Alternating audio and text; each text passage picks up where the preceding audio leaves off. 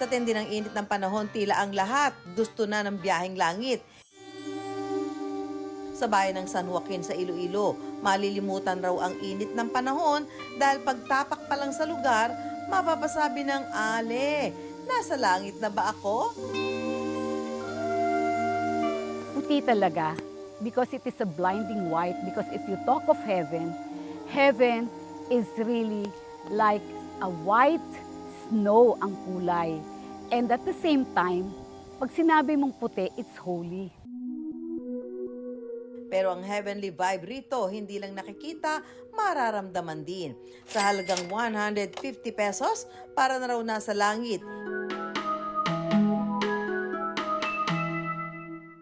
Langit, lupa, impyerno. Ang ka-wonder nating si Ricky, nakarating ng araw sa langit kahit ilang saglit lang. Sa gitna ng pag-ehersisyo sa gym, sa isang maling galaw, muntik na raw matapos ang kanyang pamamalagi sa mundo. Ano po yun, yung sa barbell na yun, kasi nagkamali ako ng, ng pububuhat. Naramdaman ko na parang nag-iba dahil doon sa, siguro umakyat siguro yung BP ko, yung dugo ko sa, sa ulo ko. Pakiramdam ko na parang humiwalay. That time, kasi may mga nakikita na ako doon sa loob ng ICU room. Nakita ko na rin yung mga ko doon, yung mga parents ko noon, yung patay na. May nakikita ako ng liwanag doon.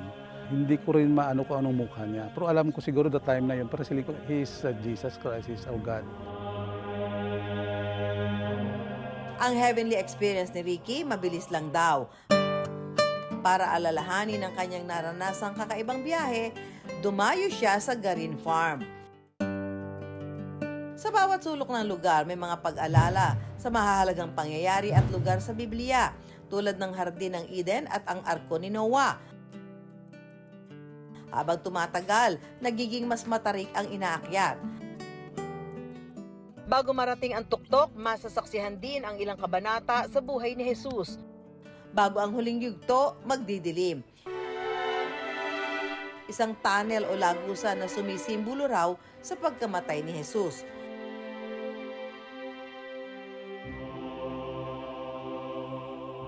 Sobrang gulat ako na ganito kaliwanag yung nakikita ko nung muntik na kumamatay.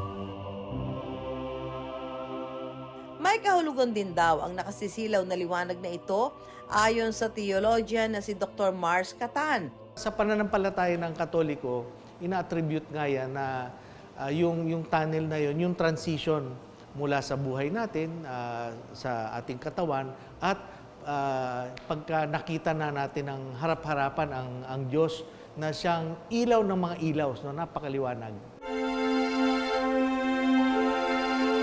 Sa dulo ng tunnel, bubungad ang isang malaking gate, simbolo raw ng ascension o pag-akyat ni Jesus sa langit.